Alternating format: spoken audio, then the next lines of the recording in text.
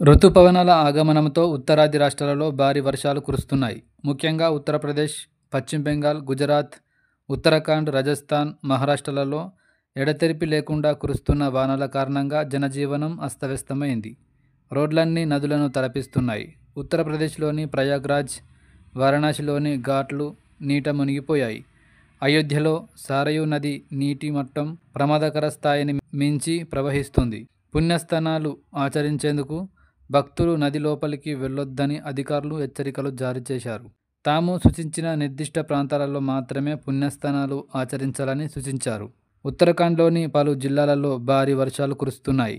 గుజరాత్లో మంగళవారం సాయంత్రం వరకు 413.52 మిల్లీమీటర్ల వర్షపాతం నమోదైంది. జూలై 11వ తేదీ వరకు మత్స్యకారులకు సముద్రంలోకి వెళ్లొద్దని వాతావరణ కేంద్రం హెచ్చరికలు జారీ చేసింది. మంగళవారం తెల్లవారుజాము నుంచే కోల్కతా సహా పశ్చిమ బెంగాల్లోని పలు జిల్లాలలో భారీ వర్షాలు కురుస్తున్నాయి. దక్షిణ బెంగాల్లోని 5 జిల్లాలకు ఐఎండీ ఆరెంజ్ అలర్ట్ జారీ చేసింది.